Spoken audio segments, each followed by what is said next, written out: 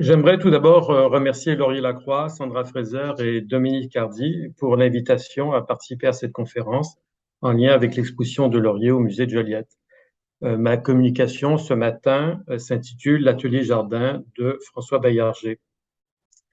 Entre 1780, date de la vue dessinée depuis une chambre à Paris, et 1806, alors que s'achève la construction d'une vaste demeure rue Ferland, qu'on voit ici à droite, les divers logements et ateliers qu'occupe François Baillarger nous sont connus principalement par le livre des dépenses et affaires. Durant ses 26 ans, l'artiste occupe successivement 5 logements, tous situés dans la Haute-Ville de Québec, dans le quartier de la rue Saint-Louis. Il est tout d'abord pensionnaire dans la maison de M. Vallière, qui lui prête 2 grandes chambres. À la suite de son mariage avec Joseph Boutin en 1787, il loue des maisons entières, quoique modestes, celle du menuisier Thibaudot, puis celle de Gobert, fort probablement celle qui tenait encore debout dans les années 1870, alors qu'elle est photographiée par Louis Prudent Vallée. Puis une maison de bois appartenant au marchand Duval. Enfin, en 1792, une petite maison où le couple habite encore en 1800, date de clôture du manuscrit. D'une adresse à l'autre, Baillarger entreprend des améliorations locatives mineures. Ainsi, dans la maison louée à Gobert, Baillarger achète un buffet de salle à 2 corps, fait installer une porte double, déplacer une cloison et élargir le dormant d'une porte vitrée. Dans la maison qu'il loue au marchand Duval, il s'engage auprès du propriétaire d'y faire un escalier, une lucarne et une croisée, sans doute en échange d'une diminution de loyer. Ces aménagements sont destinés au confort du couple et non pas aux besoins de son enseignement et de sa pratique. En effet, pour son travail, Baillarger occupe des espaces distincts, physiquement éloignés de la succession de logements consacrés à sa vie domestique et familiale. Ainsi, en 1785, il occupe un atelier rue Sainte-Anne. On le sait grâce à une annonce publiée en septembre de cette année-là dans la Gazette de Québec. Je, sous-signé, prie messieurs les amateurs et connaisseurs en l'art de peindre de vouloir bien se transporter à mon atelier, rue Sainte-Anne, près la cour du docteur de Montmolin. Le docteur Montmolin, lui-même, sa propriété donnait rue de Buade. Au moment où paraît cette annonce, en septembre 1785, l'occupation de cet atelier tire à sa fin. En effet, l'année précédente, l'artiste a fait l'acquisition d'un vaste terrain, intramuros, mesurant 60 pieds de large par 150 pieds de profondeur, soit 9000 pieds carrés, situé près de la porte Saint-Louis.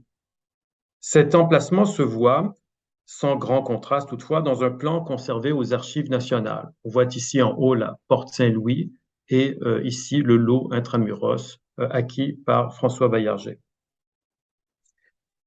Le plan, c'est à ce terrain et à son positionnement dans la ville que réfère le bas de la page frontispice du livre des dépenses et affaires, où Baillarger a écrit « Résident à Québec, sur un terrain à lui appartenant, près de la grande porte Saint-Louis, rue Saint-Louis et rue Sainte-Ursule et ruelle Sainte-Ursule. » Le plan, qui montre un lot libre de toute construction, précède sans doute de peu l'achat, puisqu'au moment de l'acquisition en 1784, le site est décrit comme contenant un hangar que Baillarger transformera progressivement en atelier de peinture.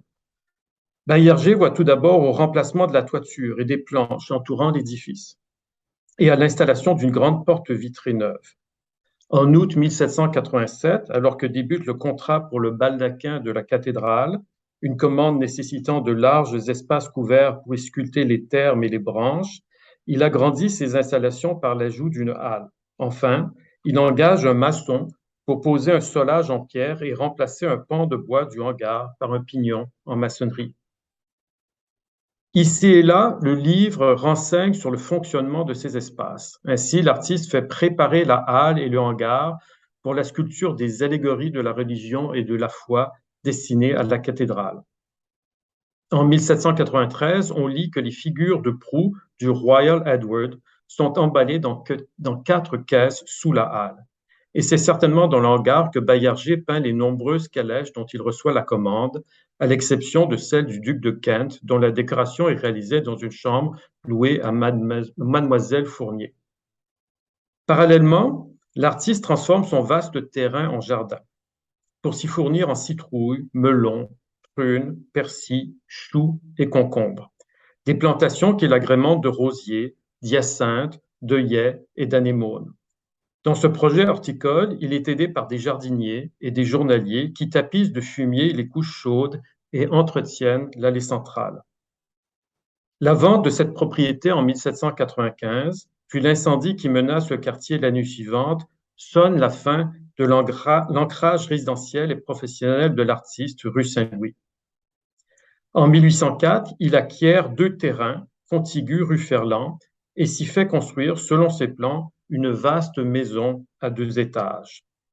D'allure très sobre, l'art de l'architecte se devine néanmoins dans la volumétrie d'ensemble. En effet, la hauteur, la profondeur, l'alignement des fenêtres et de la corniche et du comble s'inscrivent exactement dans la continuation d'une maison attenante déjà existante, c'est celle qu'on voit ici, créant visuellement l'effet d'un seul corps de bâtiment.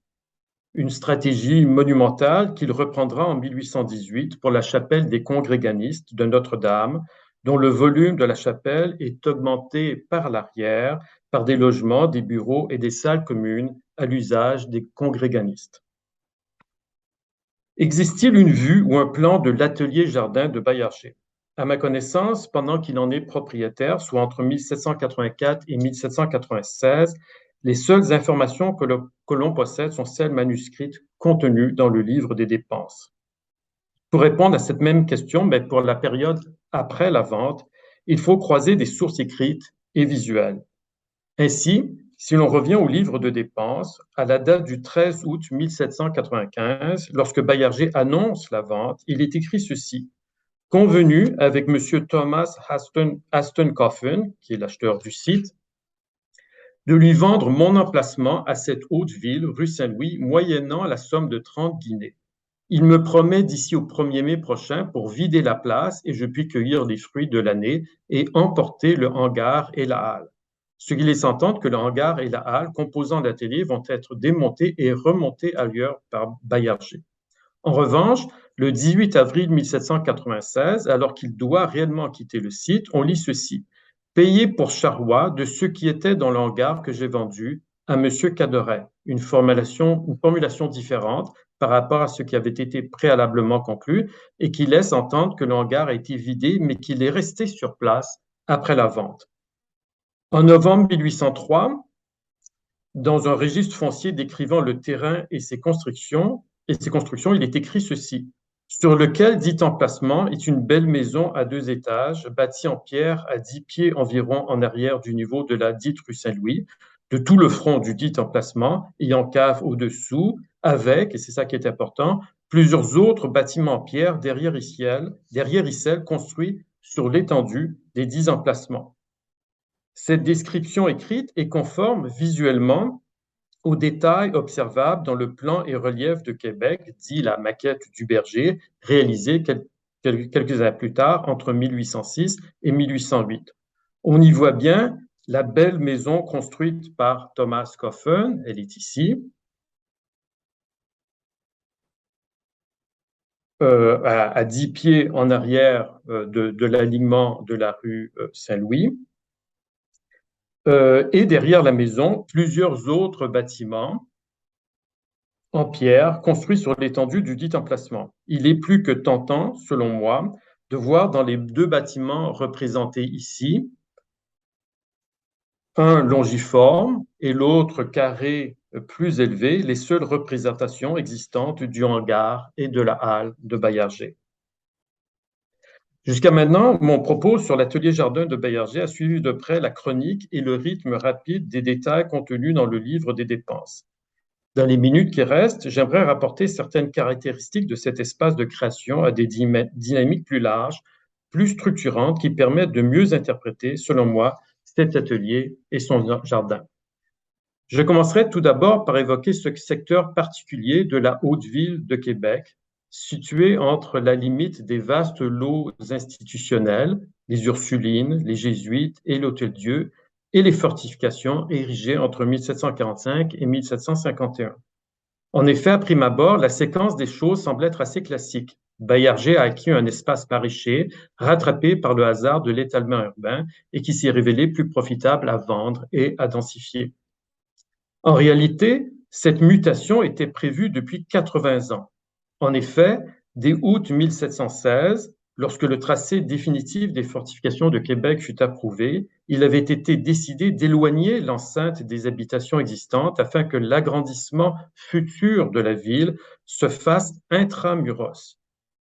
Bien plus, dès 1716, il avait été prévu que cet étalement se ferait selon une trame orthogonale.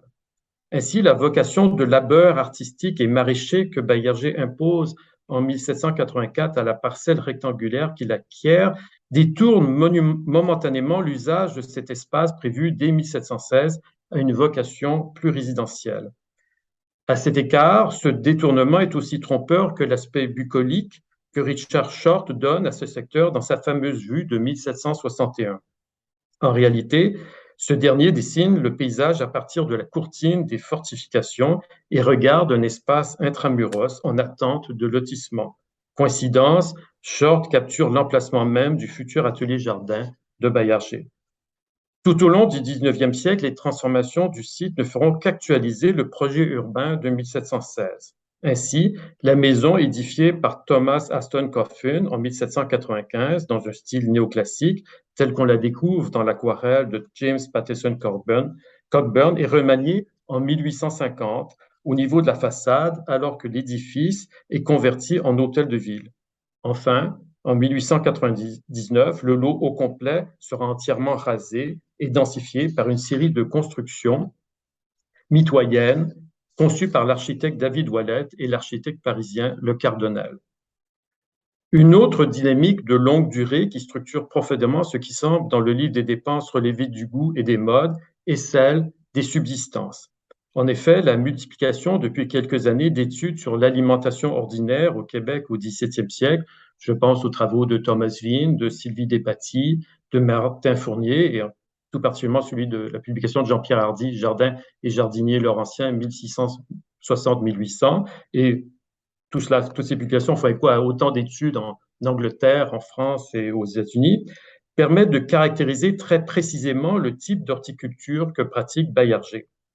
Historiquement, son jardinage se situe au terme de la grande évolution commencée au début du XVIIe siècle, qui voit l'alimentation des élites s'accoutumer à la consommation des fruits et légumes auxquels il prend goût, et un peu avant la grande mutation que représente la transformation industrielle des aliments à partir du milieu du XIXe siècle.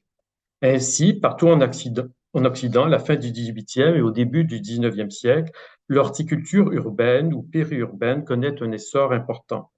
La modernité du jardin de Baillarger tient donc plutôt au fait que c'est un particulier, membre de l'élite, qui s'y adonne en milieu urbain et non pas à ceux qui y poussent. En effet, les semences de Baillarger sont identiques à celles d'un grand jardin institutionnel du XVIIe siècle.